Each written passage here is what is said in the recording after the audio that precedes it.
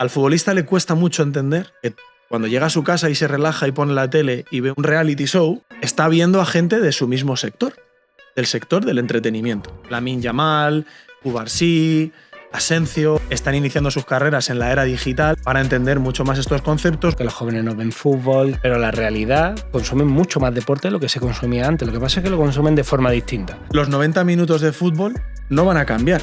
El fútbol no va a dejar de ser un partido de 90 minutos en los que a veces te toca aburrirte y otras veces te toca vivir el partido más interesante del mundo. La clave va a estar en cómo haces que el contenido sea interactivo para la afición. En un mundo donde todo el contenido es bajo demanda, el deporte es el único contenido que te requiere de una cita y para consumirlo en directo. En mi equipo de cuna, en el Atlético de Madrid, desde que yo estaba, y todos tenemos claro que la subida en el ranking europeo, la posibilidad de construir un nuevo estadio, la posibilidad de pagar 100 millones por jugadores y de que los jugadores tengan los salarios que tienen hoy en día, se ha producido por ganar.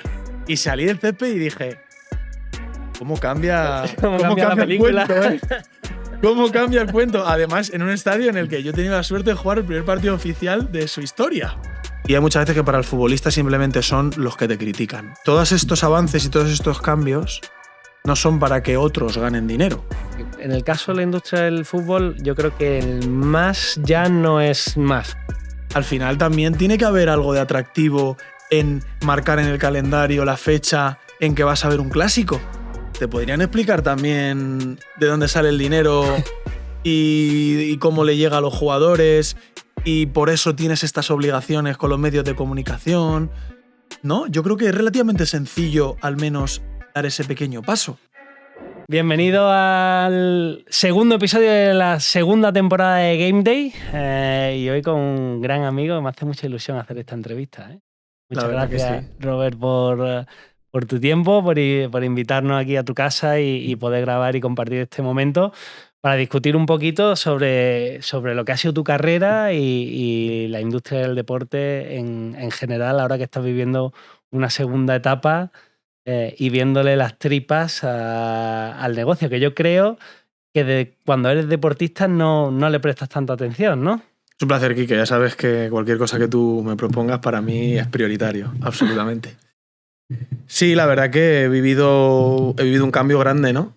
Cuando juegas al fútbol, cuando eres profesional no ves el momento en el que va a llegar tu retirada, pero mucho menos eres capaz de dilucidar cómo va a ser tu día a día, cómo vas a ver el deporte, cómo vas a ver a los ex compañeros, qué va a ser ir de nuevo a un estadio como aficionado sin dedicarte a ello. Y es interesante porque entiendo que cada persona lo vive de una manera diferente, pero es un cambio muy grande.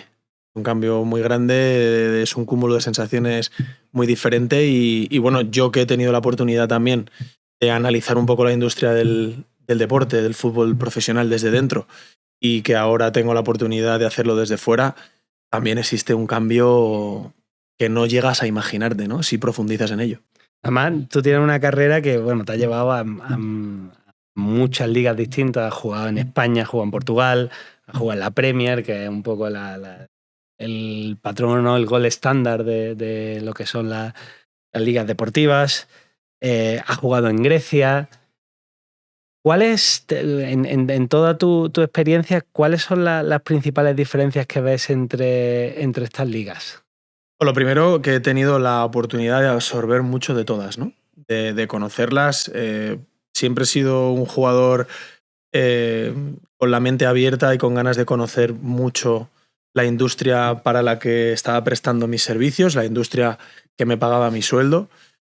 No simplemente saltar a un campo de fútbol y hacerlo bien. Por lo tanto, ha sido muy nutritivo para mí el poder haber jugado en 4 ligas europeas distintas, ¿no? Con sus distintas competiciones, viviendo competiciones europeas, la misma competición, pero con distintos equipos en distintos países. Y bueno, las grandes diferencias yo creo que vienen también por el nivel del equipo en el que juegas, por las aspiraciones del equipo en el que juegas. Yo creo que si igualas en cada liga los equipos que compiten por los mismos objetivos, viven la situación más o menos de la misma forma, ¿no? Yo he tenido la suerte que en Portugal, en Grecia principalmente, He jugado en equipos punteros de cada país, en Benfica y Olympiacos, que luchan por lo máximo, por ganar títulos, por clasificarte para competiciones europeas. Y en España y en la Premier, en España, menos el Atlético de Madrid, todos los demás han sido equipos con otros objetivos. Y el Atlético de Madrid, en el momento en el que yo he estado en plantilla, también eran otros objetivos, no era el Atlético de Madrid de hoy en día, ¿no? Y en la Premier, pues bueno, West Ham es un equipo que tiene muchos equipos por encima que previsiblemente juegan por objetivos mayores y entonces vives una situación distinta. Cuando entiendes eso, es mucho más fácil adaptarte a las necesidades y a las exigencias de cada equipo. Y ahí me quería parar en tu época del West Ham, porque al final la Premier es un poco la que dicen es la mejor liga del mundo, la más competitiva, la que más factura por derechos de televisión. A nivel competitivo, ¿había mucha diferencia entre lo que era la Premier con tu experiencia en otras ligas? A nivel del ritmo de juego, de también la parte mediática, ¿veían mucha diferencia? En cuanto a parte mediática, cómo se organizan los partidos, qué importancia se le da a las previas, a los post, a la relación con la prensa, no encontré grandes diferencias como he podido vivir, por ejemplo, en España. Es verdad que, por ejemplo, en Grecia la situación era muy distinta porque éramos el monstruo del país, el que atraía a toda la prensa, toda la masa social, toda la parte publicitaria era para nosotros y para los jugadores de Olympiacos. Entonces, de alguna manera, siempre que juegas contra alguien, juegas contra el equipo pequeño, ¿no? Tú eres el equipo grande. Entonces lo vives de una manera distinta. Pero la Premier, en este caso, ha sido diferente para mí, porque ha sido todo muy nuevo respecto a España. Yo cuando llegué a la Premier estaba muy acostumbrado a jugar en España contra cualquier rival. Para mí ir al Bernabéu, ir al Camp Nou, ir a Mestalla, Sánchez-Pizjuán, era algo relativamente familiar, pero llegar a la Premier y jugar en Liga, en Old Trafford, en el campo del Chelsea, en el campo del Tottenham, en estadios encima nuevos, renovados, ¿no? Pues era como un poco más impactante y novedad, porque la realidad es que yo solo había jugado contra equipos de Premier en competiciones europeas, cuando las emociones y el estatus de la competición lo elevas al máximo, ¿no? Claro. Entonces, que eso de repente sea mi día a día, pues en mi cabeza hacía que elevara la competición, lo pusiera arriba del todo. Pero analíticamente, a pesar de que hay muchas diferencias en términos de derechos de televisión, de visibilización y en términos visuales en el extranjero, la Liga Española no tiene nada que envidiarle. Y en toda tu experiencia, porque una cosa que muchas veces parece, o que desde gente como yo, que trabajamos en la industria del deporte desde hace muchos años, muchas veces tenemos la impresión de que los atletas se olvidan de la parte del negocio. En el sentido que están concentrados, están tan metidos en su performance deportiva, en tal, que muchas veces no cuidan tanto la parte más del negocio, de cuidar su marca personal, de desarrollar actividades más allá de lo puramente deportivo. Tú vienes de una generación de jugadores que cuando empezasteis, todo el mundo, redes sociales, digital, no existía. Prácticamente para dirigirte a los aficionados siempre te hacía falta un periodista, te hacía falta un medio de comunicación, las ventanas que tenías de exposición eran las ruedas de prensa. Sin embargo, ahora un jugador puede dirigirte directamente a su aficionado. Vemos que sobre todo los aficionados más jóvenes tienden a seguir más a los jugadores que a los equipos. Vemos cómo cambia la gente de equipo en función de dónde va su estrella. Lo hemos visto con Cristiano Ronaldo, que cuando se va del Madrid a la Juve, pues la Juve gana un montón de seguidores y el Madrid pierde unos pocos. Lo hemos visto con Messi, el caso del Inter de Miami, que ahora de repente ves camisetas del Inter de Miami en todos sitios. Con Cristiano cuando se ha ido a Arabia, que yo jamás me hubiese imaginado que una ciudad como Madrid, con toda la tradición de fútbol que hay aquí, encontrarse ver a niños por las calles con la camiseta de la Al-Nassr. O sea, era una cosa que para mí es impensable. Pero todo esto son ejemplos de jugadores que yo creo que han entendido muy bien la parte fuera del estadio. Entonces, Tu punto de vista me parece muy interesante porque nos puedes contar cómo ha sido esa transición del offline al online desde tu dilatada carrera y empezando sin tener que preocuparte de esa parte de tu marca personal para de repente se convierta en una parte fundamental. A ver, mi generación hemos vivido la etapa de transición, como tú has dicho, ¿no? La digitalización en el fútbol está cambiando las reglas del juego y nosotros hemos vivido esa transición. Es verdad que a día de hoy, o en estos últimos años, en los que, de unos años antes de yo retirarme hasta el día de hoy, el jugador va entendiendo un poquito más las reglas del juego, de la regla del juego actual, pero creo que el problema no es solo porque el jugador no se preocupe.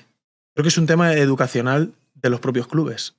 Creo que los clubes no han hecho bien en acompañar en esa transición al jugador y explicarle bueno, de dónde salen los sueldos para pagar, que está cobrando importancia en el fútbol, que los derechos de televisión son muy importantes y sobre todo que estamos en la industria del entretenimiento.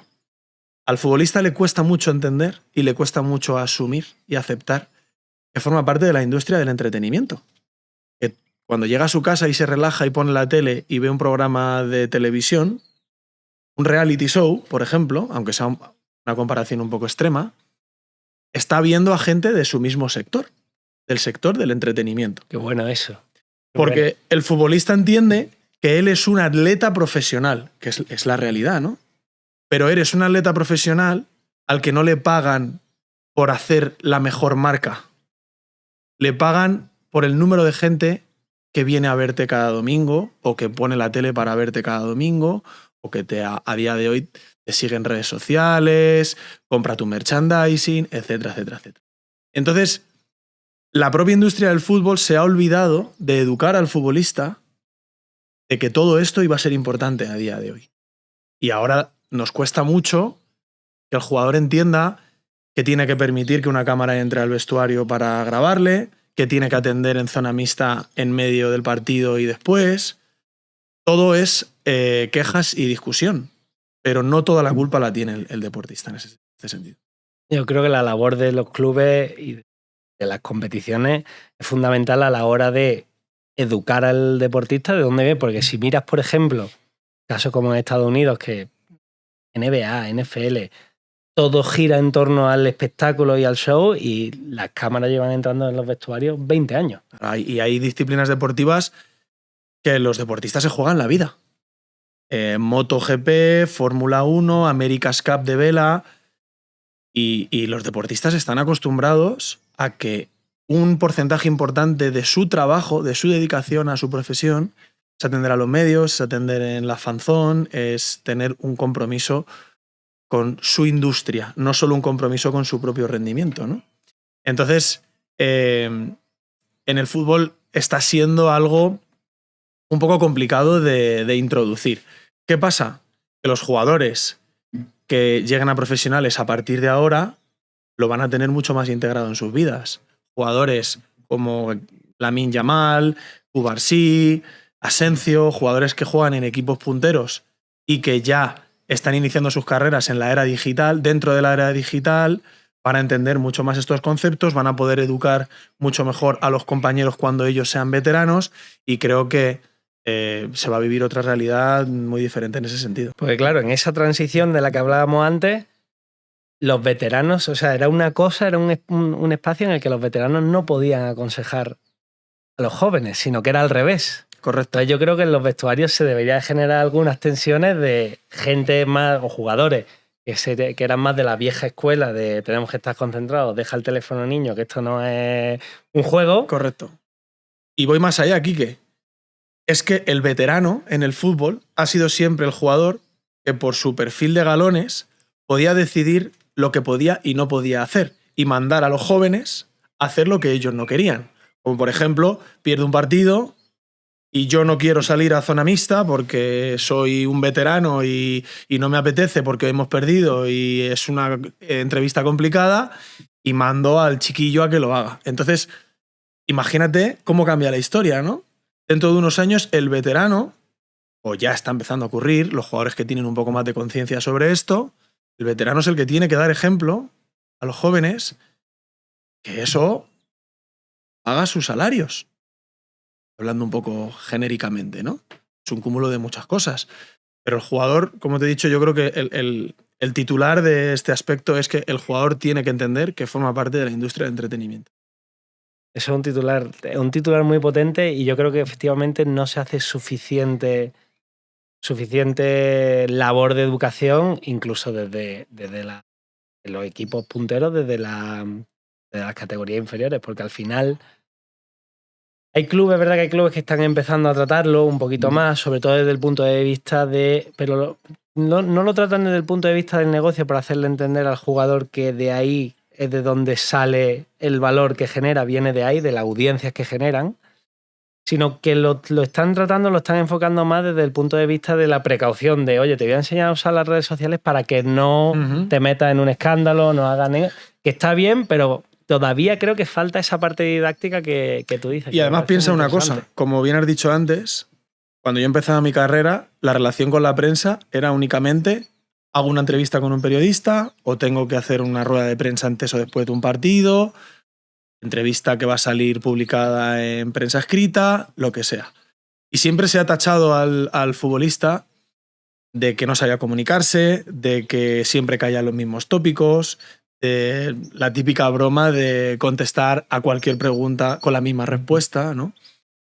Imagínate cómo ha cambiado las reglas del juego ahora, cuando cualquier jugador en su casa puede coger el móvil, escribir un tuit en cualquier red social instantánea diciendo lo que se le pasa por la cabeza en ese momento y del cual se pueden hacer eco periodistas, clubes, representantes, marcas. O sea, hay que enseñar al jugador a utilizar las redes sociales porque te puedes meter en un problema a ti mismo, puedes perjudicar tu imagen, puedes perjudicar la imagen del club al que perteneces, de la competición, de la Federación Nacional si eres jugador internacional, o puedes estropear la imagen de una marca si tienes un contrato de patrocinio con una marca, etcétera, etcétera, ¿no? Entonces, por un lado, vamos a descubrir verdaderamente cuál es el potencial de cada jugador para comunicarse y para expresar lo que piensa. Vamos a conocerlo un poquito más personalmente, o los estamos conociendo un poquito más personalmente, porque cada uno reacciona a las cosas como quiere. Y bueno, y por otro lado, va a haber mucho menos control por parte de los clubes y a ver, porque hemos visto grandes meteduras de pata con este tipo de cosas. Por eso cobra mucha más importancia la labor educativa de la que estaba hablando, a la que hacía referencia.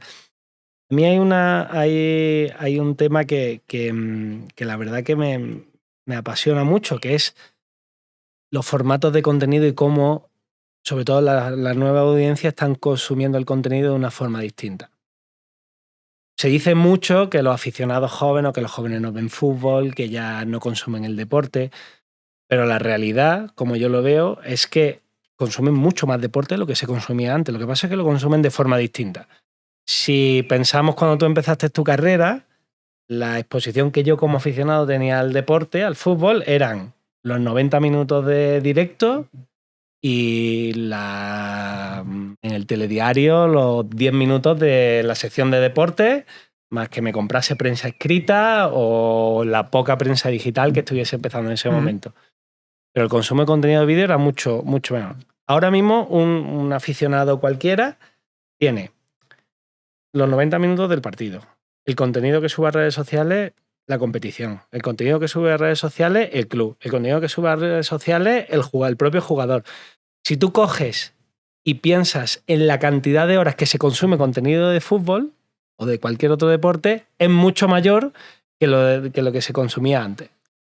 Y la referencia que ha hecho a que estamos conociendo a los jugadores más desde un punto de vista personal también es muy interesante porque las nuevas audiencias están demandando nuevos formatos de contenido fuera de los 90 minutos del directo, que ya no son tan interesantes, digamos, para esa audiencia joven. ¿Cuántos crees que los jugadores son conscientes de esto a día de hoy y de la responsabilidad y la oportunidad que representa para ellos a nivel de patrocinio, a nivel de negocio, para promocionar la competición? Pues mira, en este punto te voy a contestar a dos cosas, para que no se me olvide la primera. Después de contestarte a esto, me gustaría que hablemos un poco de las nuevas generaciones y la percepción del fútbol en el consumidor joven, ¿vale? Para que no se me olvide. ¿Cuánto es de consciente el jugador? Yo creo que el jugador de ahora, el jugador profesional de ahora, sí es consciente de la importancia de la manera en la que se consume el fútbol, porque también es consumidor. El propio jugador, el 99% de los jugadores, son consumidores de redes sociales, son consumidores de contenido deportivo o de fútbol o de otras disciplinas, porque encima el futbolista normalmente son perfiles de gente que les gusta el deporte en general. Habrá algunos que no, ¿no? Pero normalmente si en un vestuario profesional preguntas, al futbolista profesional le gusta mucho el tenis o le gusta mucho el baloncesto o sigue la NFL o es bastante común, ¿no? Sí. Entonces es consumidor también, es cliente de la industria del deporte. Entonces hay conciencia también por el feedback que recibe cuando toma acción sobre su propio contenido, ¿no? Y luego que los clubes que han digitalizado toda su estructura y que ahora mismo se destina una parte importante de presupuesto a este departamento, ¿no? Departamento de redes sociales, los departamentos de comunicación en los clubes han cambiado muchísimo. Antes era un jefe de prensa que llevaba 25 años en el club, probablemente un experiodista que se encargaba de cubrir al equipo y que ha entrado en gracia con el club y lo han metido de jefe de prensa. Y ahora tienes 10 personas en cualquier departamento de contenido, de redes sociales, de comunicación, etc., ¿no? Entonces, el propio contenido que el club publica también va en la línea que tú me estás diciendo. Contenido corto, contenido muy concreto, muy enfocado al mensaje que quieren mandar y más alejado de vamos a ver un partido de 90 minutos en el que podamos analizar todo tipo de cosas. Esto lo quiero conectar con lo que te iba a comentar antes. ¿Cómo está consumiendo la juventud el fútbol hoy en día? Yo por lo que veo, principalmente por mis hijos, es que han desvirtuado mucho a lo que se dedica un futbolista o han desvirtuado mucho lo que significa ser un buen deportista o un mal deportista en el terreno de juego, ¿no? Si lo pensamos en cualquier otro sector en el que haya un desarrollo muy grande, pero tú seleccionas pequeñas cosas para lanzar al consumidor, ¿con qué se queda? Se queda con esas pequeñas cosas. ¿Qué le pasa a los chicos de hoy en día? Que se piensan que jugar bien al fútbol es meter goles por la escuadra, regatear muy bien, las peleas entre jugadores y los memes. ¿Por qué? Porque el contenido que consumen, que lanzan, tanto jugadores cuando lanzan highlights. Ningún jugador pone un partido de 90 minutos en sus redes sociales y pone chicos, a ver qué os parece el partido que he jugado hoy. Pone mejores jugadas del partido, el portero sus mejores paradas o los goles que ha metido. Hay una selección muy, muy, muy filtrada de lo que se va a lanzar públicamente. Los clubes hacen lo mismo. El youtuber que está en su casa y tiene un canal de fútbol hace lo mismo. Filtra el contenido y lo lanza muy, muy, muy, muy seleccionado. Y al final los chicos están recibiendo... No sé quién tiene la culpa de esto, ¿no? Entiendo que la época que les ha tocado vivir. Están recibiendo la información de manera equivocada, porque luego les cuesta mucho sentarse y ver un partido de 90 minutos. Muchísimo. Entonces, tú me decías antes, ¿se está consumiendo en las generaciones jóvenes más contenido de fútbol que antes? Sí. ¿Se está consumiendo de una manera objetiva? Yo creo que no tanto. Bueno, al final está evolucionando cómo se consume y el producto. El producto del fútbol no es el mismo hoy que era hace 20 años. Totalmente. A nivel de... Pero en todos los aspectos, a nivel de medicina, a nivel de preparación, a nivel de... Sí, pero aquí tenemos un problema, que el fútbol no va a cambiar. Los 90 minutos de fútbol, en mi opinión, no van a cambiar. A corto plazo seguro que no. Cambiará cómo queramos vender ese producto o cómo queramos vender el contenido que generamos sobre fútbol. Pero el fútbol no va a dejar de ser un partido de 90 minutos en los que a veces te toca aburrirte y otras veces te toca vivir el partido más interesante del mundo. Entonces, quizá ahí la industria entra un poco en conflicto con el momento digital que se está viviendo, ¿no? O la manera de consumir el fútbol. Yo creo que la clave va a estar en cómo haces que el contenido sea interactivo para la afición. Porque que un niño o un chaval joven se siente 90 minutos a consumir pasivamente un partido de fútbol, claro, como hacíamos tú y yo, eso es difícil que le genere interés. Ahí está el punto. Sin embargo, si creamos un punto de interactividad, ahí yo creo que es donde va a estar la llave que de verdad va a hacer que los jóvenes sigan consumiendo el deporte en directo. Porque la realidad es que el deporte es el único contenido dentro de la industria del entretenimiento capaz de juntar a la gente a una hora determinada para consumir un contenido en directo en ese momento. Y tiene más valor si lo consumen en ese momento que si lo consumen más tarde. Es decir, en un mundo donde todo el contenido es bajo demanda, el deporte es el único contenido que te requiere de una cita y para consumirlo en directo. Yo, desde luego, si fuera el CEO de un club de fútbol profesional, con un presupuesto importante, a día de hoy centraría mucho mis esfuerzos en cómo conseguir que un partido de 90 minutos en mi estadio se viviera, como tú has dicho, de forma interactiva. Todos hoy en día tenemos el teléfono en la mano, todos tenemos una app, no sé si a través de juegos, si a través de premios, si a través de una especie de, no lo sé, de intentar adivinar quién va a marcar un gol. No voy a hablar tanto que se acerque a las apuestas o algo así, ¿no? Pero generar un contenido interactivo con tus aficionados que tú premies de alguna manera el que la gente viva el fútbol de manera activa mientras tiene que dejar que el tiempo pase. Bueno, estamos en la economía de la atención y al final tienes que buscar, yo creo, premiar esa atención. Eso es. Eso es. Bueno, hay que darle una vuelta. Porque es cierto que el consumo pasivo es una cosa que las nuevas generaciones no están entendiendo y no aceptan. No aceptan porque requieren de estímulos, o sea, pero yo creo que en todas las facetas de la vida no se aburren, no se aburren en nada, todos son estímulos inmediatos. Entonces, por eso se está yendo tanto a eso que comentaba antes, ¿no? De selecciono, consumo solo los mejores momentos y todo lo demás no me interesa. Claro. Entonces, ¿cómo podemos hacer todo lo demás? ¿Cómo lo podemos hacer interesante? Y yo creo que está el gran reto de la industria y va a tener mucho que ver el modelo de negocio que va a tener que evolucionar, porque históricamente la industria del deporte en general y el fútbol es uno de los mejores ejemplos, han transferido el riesgo y la relación con los aficionados a un tercero. En este caso, en los últimos 10, 15 años, han sido las televisiones.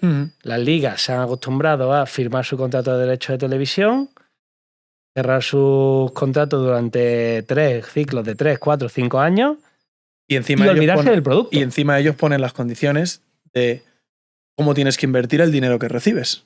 Porque en España lo estamos viendo, ¿no? Se ha firmado recientemente, estos años anteriores, un contrato de financiación a largo plazo muy grande y evidentemente tienes que aceptar sus condiciones, ¿no? Que para mí, esto ya es una opinión personal centrado en un tema concreto, pero está muy bien tirado, la verdad, porque creo que va a provocar y está provocando la renovación de muchas cosas en el fútbol y que se oriente la inversión en cosas actualmente importantes, sin entrar a pormenorizar tanto en lo que estamos hablando, que será quizá el paso 2. Pero es verdad que estás entregando las llaves de tu castillo a otro y él te está diciendo cómo tienes que vivir en tu casa, ¿no? Hacia dónde tienes que orientar tu negocio. Sí, yo creo que la industria del deporte y el fútbol tienen un reto importante, porque si tú lo piensas en cualquier negocio, ¿no? En cualquier negocio, generas beneficios y los beneficios los utilizas para reinvertirlos en tu negocio, para crecer tu negocio. En el fútbol no ocurre. ¿Por qué no ocurre? Porque tú generas beneficios, un club de fútbol genera beneficios de merchandising. Los beneficios que se generan de ese merchandising no van directamente a reinvertirlo en el negocio de merchandising para crecer el negocio de merchandising. Generalmente esos beneficios se usan para financiar la actividad deportiva. Correcto. Entonces, ahí es verdad que se crea una situación en la que, por un lado, tú estás intentando generar un montón de negocios paralelos, pero después los clubes no tienen tantos incentivos para invertir en ese negocio, sino que lo que hacen es invertir más en la parte deportiva, que es lo que hace que se mueva el show. Claro, es lo que hace que el motor funcione, ¿no? Porque al final es una industria compleja en ese sentido, que no se puede desarrollar de la misma manera que otras áreas de negocio, porque al final, si la pelota no entra y si no ganas, todo se viene abajo. Bueno, la mejor estrategia, eso es por descontado, siempre digo, mejor estrategia de marketing, de redes sociales, o sea, es ganar. Si ganas, yo no tienes ningún problema. He vivido el cambio que se ha producido en mi equipo de cuna, en el Atlético de Madrid, desde que yo estaba, y todos tenemos claro que la subida en el ranking europeo, la posibilidad de construir un nuevo estadio, la posibilidad de pagar 100 millones por jugadores y de que los jugadores tengan los salarios que tienen hoy en día, se ha producido por ganar. Ganar. Y ganar un año y volver a ganar el otro año, y eso atrae todo lo demás. Eso atrae la posibilidad de poder crear un buen equipo de marketing. Eso atrae la posibilidad de poder cerrar buenos convenios. Eso atrae la posibilidad de que el director deportivo pueda atraer buenos jugadores. O sea, tú puedes tener muy buenos profesionales en tu club de fútbol, pero si no ganas, el castillo se cae. Sí, pero también es cierto que muchas veces, y yo creo que ahí el papel que están jugando, el rol que están jugando inversores más institucionales que vienen de fuera de la industria, es muy positivo, porque te ayuda también, muchas veces te hace falta alguien de fuera para que te diga, oye, mira, esto no lo debería hacer así. Si en todas las industrias se hace de una forma, a lo mejor hay un motivo para hacerlo así. Es verdad que el deporte tiene muchas peculiaridades y que hay que tratarla como una industria muy distinta. Dentro de toda la industria del entretenimiento es única, porque no hay nada que tenga la fuerza del deporte para unir a la gente. A lo largo de la historia se han visto miles de ejemplos de cómo el deporte ha sido capaz de unir a sociedades que estaban divididas y enfrentadas. Sí, de parar guerras. De parar guerras. Y no hay nada en el mundo que tenga esa fuerza.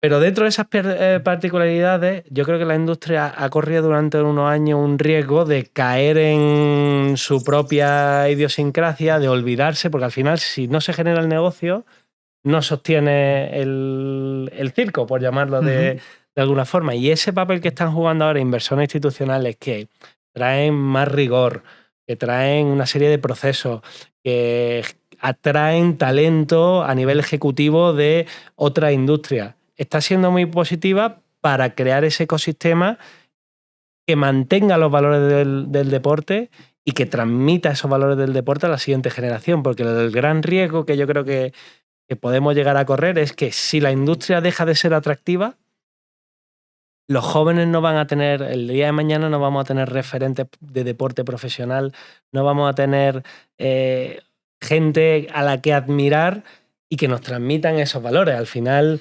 ¿Y tú no crees, Quique, que eso ocurre únicamente o en un porcentaje muy grande simplemente por el atractivo de la propia disciplina deportiva en sí? O sea, me refiero...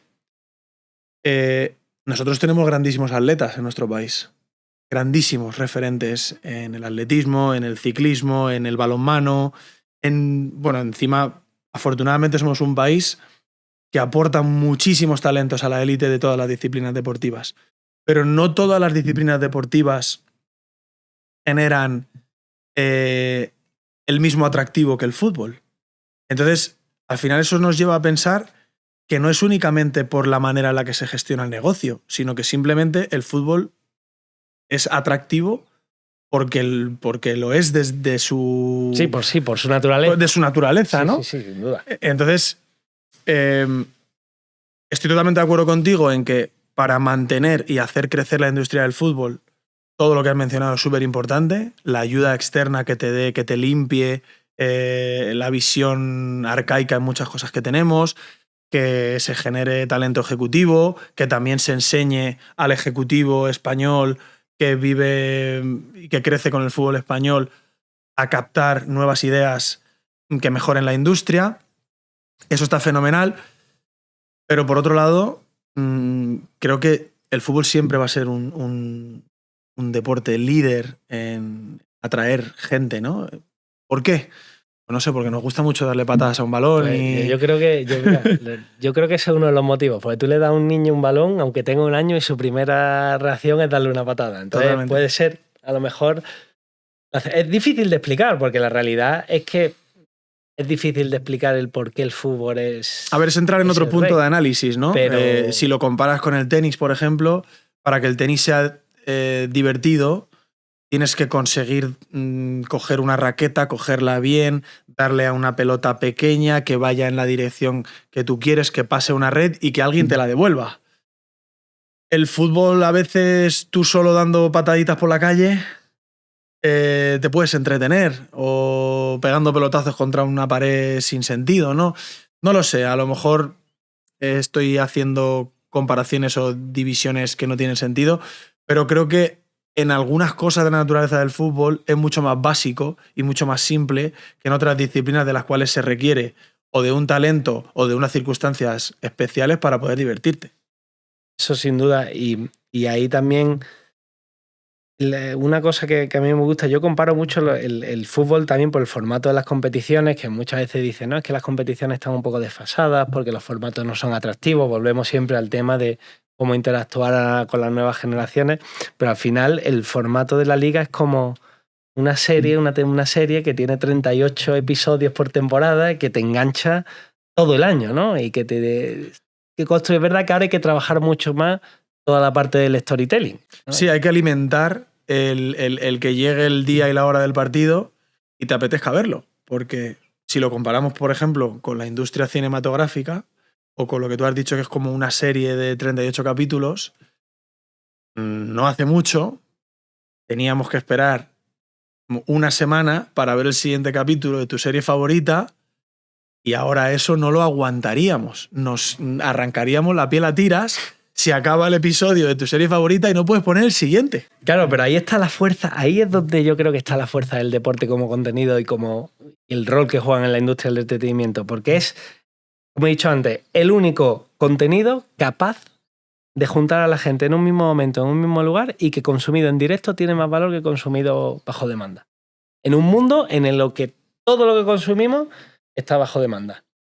Entonces ahí es donde hay que seguir. Yo creo que la industria tiene que dar un paso y hacer interesante ese momento de la interactividad a través del storytelling. No sé, ahí hay una profunda reflexión, porque con la disrupción digital estamos corriendo el riesgo de que estemos sin nuestro deporte rey. Y que encima creo que la industria del deporte se ha metido en una exigencia económica de la cual es difícil de salir, y que parte de ese sustento lo va a mantener cómo manejes el contenido digital y el atractivo hacia los aficionados. Pero ahí el momento que vive la industria, el hecho de que inversores tan sofisticados como que invierten en muchísimas industrias, como puede ser un fondo de inversión como Ares o un fondo de inversión como CVC, que estén mirando a la industria con tanto interés, de verdad te dice que hay un valor, o sea, esta gente está viendo un valor intrínseco que la propia industria a lo mejor no ha sido capaz de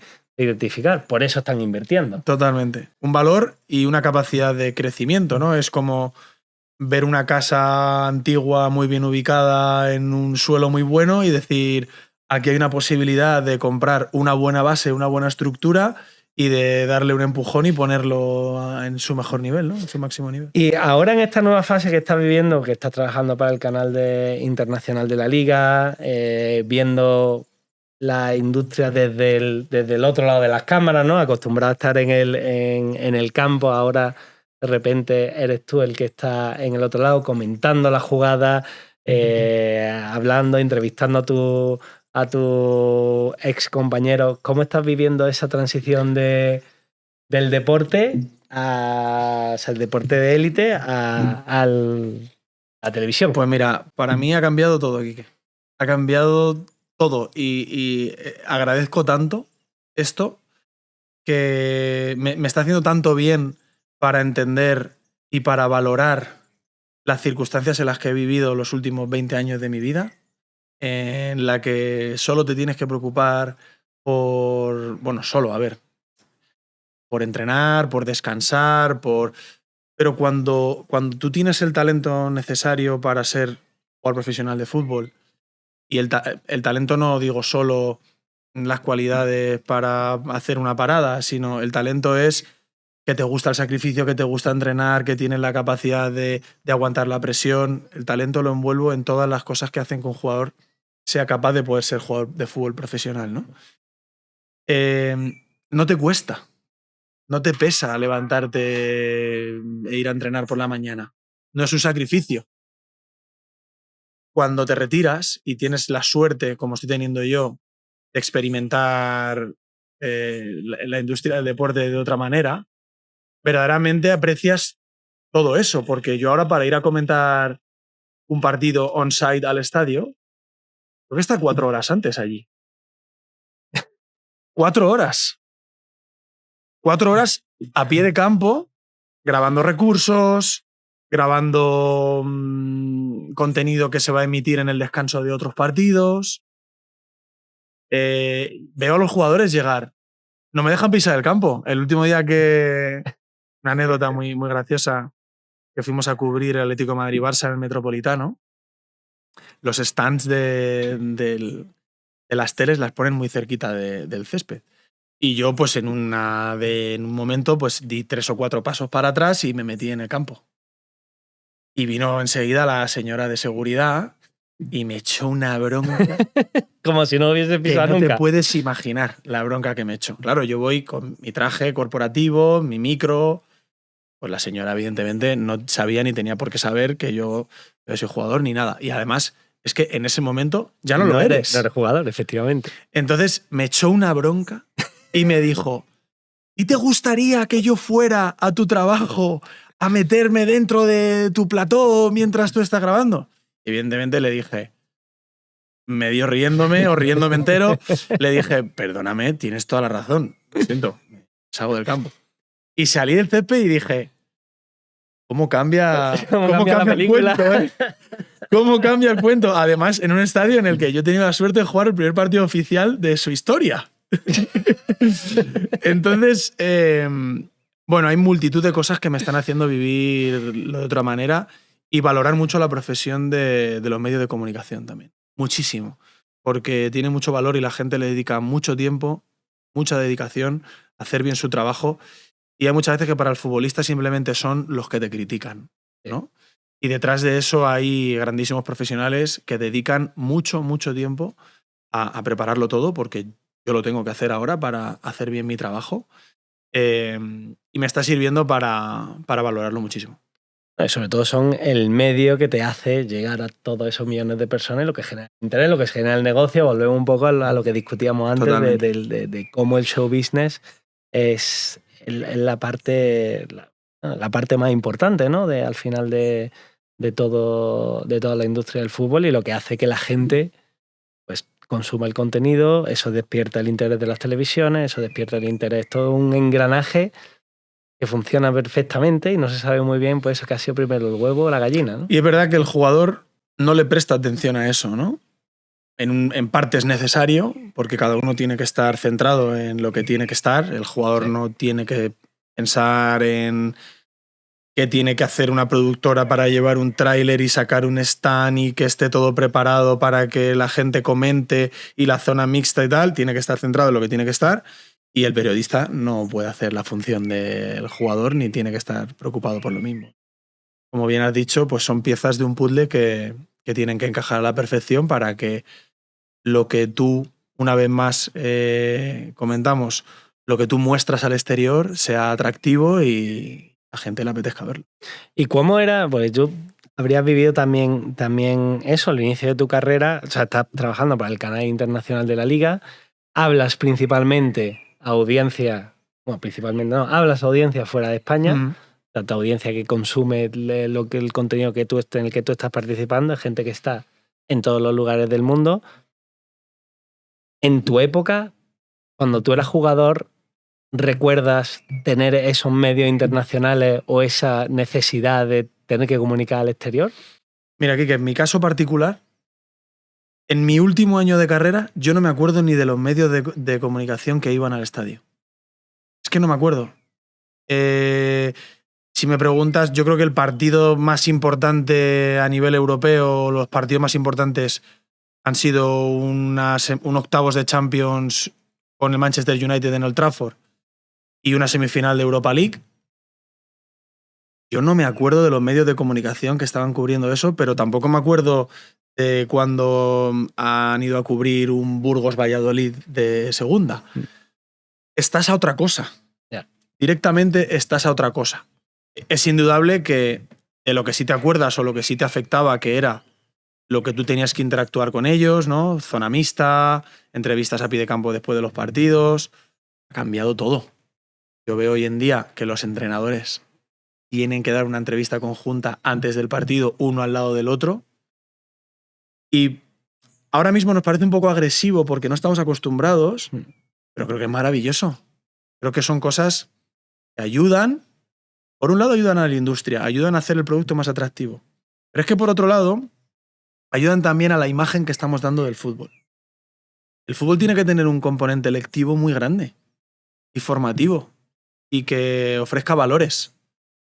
Y ver a dos entrenadores juntos dando una entrevista antes de empezar un partido diciéndose el uno al otro lo bien que juega su equipo, porque la mayoría de las veces es así, son bastante, en ese sentido, polite, pues es genial, ¿no? Y todo eso ha cambiado muchísimo. Antes no te cruzabas la mirada con el entrenador rival porque parecía que es que estabas vendiendo a los tuyos, ¿no? Sí. Y todo eso lo está consiguiendo también la comunicación y de la manera que estamos vendiendo esto. El ejemplo que ponemos siempre de permitir que las cámaras entren dentro de un vestuario. Yo la primera vez que viví eso fue en la Premier. Me sorprendí muchísimo de cómo los jugadores estaban acostumbrados a estar cambiándose y, por un lado, recibir a 15 o 16 niños, que son los que luego salen contigo de la mano, a firmarles autógrafos, camisetas, mientras tú estás concentrado, a punto de salir al campo, que para ti es como salir en una plaza de toros a matar a 6 miuras. Porque estás delante de 100.000 personas, más todas las cámaras de televisión, con toda la repercusión que eso puede tener contra ti, porque lo bueno no afecta, ¿no? No piensas en lo bueno, piensas en todo lo negativo que te puede pasar si las cosas no salen bien. Claro. Eso es la presión, ¿no? Eso es tener presión sobre algo, ¿no? Pensar en lo malo, en lo negativo. Y cómo los jugadores estaban totalmente acostumbrados y lo aceptaban. ¿Qué provoca eso en el nuevo cuando tú vas a todo el mundo a aceptar eso sin quejarse? Que tú lo haces igual. Tú lo aceptas de la misma manera y lo integras en tu vida sin poner una sola pega. ¿Qué hubiera pasado si hubiera llegado allí y hubiera visto a todos los jugadores quejarse de eso? Que yo me hubiera quejado igual, ¿no? Entonces es algo educacional y creo que es algo que en España todavía no ocurre. Hay mucha reticencia a aceptar la dirección de que están tomando las cosas, pero que poco a poco ocurrirá. Sí, es imparable.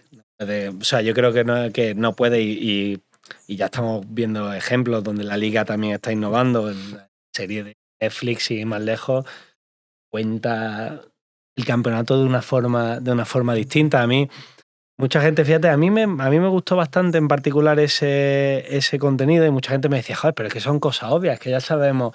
Sí, son cosas obvias para ti que ves todos los fines de semana, que siguen los partidos, que tal, pero un tío que vive en Vietnam y que la ve de rebote, de repente ve eso y conoce intrahistoria, pues la rivalidad entre el Sevilla y el Betis. Totalmente. El derbi vasco, el tal, empieza a conocer esa intrahistoria que es totalmente distinta a cómo la vives tú, aficionado. Entonces, ¿te puede parecer muy básico? Sí, pero es que muchas veces tenemos tendemos, ¿no?, los humanos a ver siempre las cosas desde nuestro prisma, desde nuestro punto de vista. Luego, volviendo al tema de antes, los jugadores necesitan entender un poco más que todos estos avances y todos estos cambios no son para que otros ganen dinero, sino que repercute directamente sobre la capacidad y seguridad que tienen los clubes de pagarle sus salarios. Porque otra de las cosas en las que yo he vivido una evolución tremenda es en la seguridad de recibir tu salario. Yo he estado en 2 o 3 procesos de ley concursal y he cobrado salarios 8 y 10 años después de la temporada en la que he jugado. Y en ese momento lo veíamos como algo normal. Y cobrarlo ya era un privilegio. Yo hablo con jugadores de mi generación retirados y no, yo estuve en el proceso de ley concursal de este equipo y yo cobré.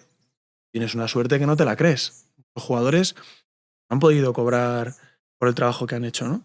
Entonces, la seguridad que hay hoy en día en el fútbol de que los jugadores van a percibir sus salarios... Sí, se da por hecho, pero no. Se da por hecho, no es. Pero no siempre ha sido así, ¿no? Y yo me recuerdo mis últimos años de profesional ser como el abuelito cascarrabias diciéndole a los jóvenes: tú no sabes la suerte que tienes. Porque en mi época, ¿no? Y es una realidad. Y es que esto viene de 10 años atrás. No viene de 40 años atrás, ¿no? Entonces, eso al jugador le falta valorarlo. Pero una vez más, necesitamos a alguien que se lo diga. Si no, ¿cómo va a entrar en conciencia alguien sobre algo que nadie le explica, ¿no? Eso, sin duda volvemos siempre a poner, yo creo que muchas veces también con todo esto con toda la evolución que ha habido en la industria, los distintos modelos de negocio, la entrada en las televisiones, en muchos casos los atletas han pasado a un segundo plano y no están más en el centro del deporte, que esto también es una crítica por mi parte al modelo de negocio, ¿no? Uh-huh. Si pensamos en las competiciones o cómo se está intentando generar valor en la industria a día de hoy, es a base de introducir nuevas competiciones, a base de jugar más partidos. Estamos viendo casos de lesiones más frecuentes, de más gravedad. Sí, sí. También se está perdiendo un poco el no olvidarse que al final el deportista tiene una función que cumplir y que es una persona que tiene sus limitaciones como ser humano. Yo por un lado creo que eso va a tener un recorrido corto. Creo que va a tener un recorrido corto por varios factores. Uno, evidentemente, es que los jugadores no son máquinas. Es verdad que el deportista, el futbolista de hoy en día es un atleta que tampoco lo era hace muchos años por progresos y la concienciación en fisioterapia, descanso, los avances tecnológicos en recuperación, etc. Pero por otro factor también. ¿Tú no estás harto ya esta temporada, por ejemplo? ¿Cuántas veces hemos visto jugar al Barça? ¿Cuántas veces hemos visto jugar al Madrid? Al final también tiene que haber algo de atractivo en marcar en el calendario la fecha en que vas a ver un clásico, ¿no? Si seguimos generando competiciones nuevas en las que se sigan enfrentando los grandes con los grandes, va a perder valor. Vamos a normalizar el hecho de un clásico, vamos a normalizar el hecho de un derbi. Y eso va a hacer que se pierda el interés y que por lo tanto la gente no consuma ese producto con el mismo interés que si tú marcas en el calendario esas fechas. Entonces hay que tener mucho cuidado con, por un lado, y más importante, sobrecargar a los jugadores con números de minutos que no pueden soportar físicamente, y por otro lado, desde el punto de vista de la industria y de la comunicación, ¿qué atractivo vamos a generar en la gente para el contenido que le estamos sirviendo, ¿no? Porque qué aburrido, ¿no? Al final ver 5 clásicos en un año, ¿no?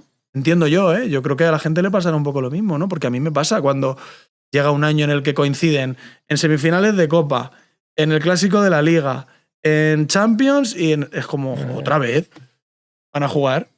Sí, también es verdad que por un lado la gente pide más esos grandes partidos. El equilibrio es difícil, pero yo creo que lo que tú dices de no sobrecargar el producto, de no... O sea, que en el caso de la industria del fútbol, yo creo que el más ya no es más. O sea, tú por meter más partidos no estás generando más valor y estamos llegando un poco a un juego de suma cero en el que intenta intenta generar nuevas competiciones, pero esas competiciones están generando más valor de derechos audiovisuales, con lo cual ya el valor incremental que tienes por cada partido de más, por cada competición de más, está decreciendo. Yo creo que eso está pasando más por el propio interés personal de cada club que por una búsqueda de la mejora a nivel industria, ¿no? Los clubes en ese sentido están pensando mucho en ellos, están pensando mucho en yo como club tal, cuánto beneficio voy a sacar de esto y no qué beneficio va a obtener el fútbol de que exista esta competición, ¿no? Claro. Ya no te hablo a nivel físico de los jugadores porque a los jugadores no les pregunta nadie, de momento, y eso va a cambiar también porque el futbolista igual que es el motor de su club para hacer que se vendan camisetas en la tienda, también tiene que tener voz para de alguna manera poder opinar, ya no te digo decidir, poder opinar sobre cuánto podemos asumir y cuánto no podemos asumir al nivel que entendéis que tengo que rendir, ¿no? Yo creo que también los deportistas van a jugar un rol fundamental para mí en cómo se va a consumir el deporte en los próximos años. Pero si tú piensas, a día de hoy, un futbolista no puede publicar en sus redes sociales ninguna imagen de juego, porque esas imágenes pertenecen. Y todos hemos metido mucho la pata en esa transición de poder a no poder, ¿no? Porque al principio, bueno, si conseguías las imágenes de cualquier lado, pues ponías tu parada o ponías tu gol, y en el momento en el que nos han dicho, no, esto no se puede, ha habido meteduras de pata que, bueno, que se han solucionado. Se ha entendido que es una transición también. En el jefe de prensa, oye, me han llamado de la liga, hay que eliminar esta publicación de tu perfil porque no se pueden compartir, ¿no? Y te vienen y te dan una charla a principio de temporada y te explican. Pero me da rabia porque igual que vienen los árbitros al principio de temporada y te explican los nuevos cambios en el reglamento, en qué se fijan los árbitros para pitar un partido, cuál es el criterio de arbitraje, y te viene la liga y te explica la ley contra las apuestas y te explica las consecuencias de amañar partidos. A ver, te podrían explicar también de dónde sale el dinero y cómo le llega a los jugadores, y por eso tienes estas obligaciones con los medios de comunicación, ¿no? Yo creo que es relativamente sencillo al menos dar ese pequeño paso. Luego ya veremos a ver cómo seguimos. Pero vamos, desde aquí es una invitación formal a las competiciones a que lo empiecen a hacer. A que lo empiecen a hacer, porque el jugador lo va a agradecer y yo creo que ellos también. Al final los jugadores van a jugar un rol cada vez más importante en el negocio, no solo porque son los protagonistas del espectáculo, sino también porque, como hemos comentado antes, las nuevas generaciones siguen más a jugadores que a individualmente. Equipos. Claro, ahora mismo hay más, probablemente entre las nuevas generaciones, si tú coges una franja de edad joven, probablemente haya más aficionados a Mbappé que al Real Madrid a nivel global. Claro. La frase famosa de Sir Alex Ferguson que dijo: no hay ningún jugador más grande que un club. Bueno, si miras los seguidores de las redes sociales, no es verdad. Todos los clubes tienen al menos un jugador que le supera el número de seguidores. Y eso lo tenemos que, yo creo que la industria tiene que pensar cómo puede aprovecharlo más, cómo puede utilizar los atletas como una plataforma de distribución para conectar con esa nueva audiencia. A ver, yo creo que a día de hoy se utiliza con los métodos tradicionales, ¿no? Si soy el Real Madrid, ¿a quién pongo en mi cartel de la tienda para promocionar la nueva camiseta? Pues a mi Mbappé de turno, que tiene más seguidores que el club, o lo que sea, ¿no? Y eso cualquier equipo lo hace igual, ¿no? ¿Cuál es la vuelta de tuerca que hay que darle ahí? La vuelta es aprovecharte del tirón que tiene un jugador para reforzar la imagen de todos. Porque la frase de Ferguson tiene mucho sentido, pero tiene mucho sentido dentro del terreno de juego, ¿no? Sí. Yo creo que es la diferencia, lo que hay que diferenciar de esa frase. No hay ningún jugador más grande que un club dentro de un terreno de juego. Te lo compro, es verdad. Ningún jugador puede ganar solo. Pero fuera no es así. Entonces, ¿cómo hago que mi jugador estrella o mis 2 o 3 jugadores estrella, sin quemarlos tampoco, me generen un beneficio de imagen global? Porque el fútbol es un deporte de equipo y representas una institución. Entonces, yo creo que ahí está el reto, ¿no? Ahí está el reto y la gran oportunidad, creo yo. ¿También? Bueno, Robert, muchísimas gracias Un placer. por dedicarnos tiempo. Yo creo que es una charla muy interesante y la gente va a disfrutar de este episodio. Si disfruta como disfrutamos nosotros haciéndola. Muchísimas gracias por todo. Un placer, muchas gracias a ti.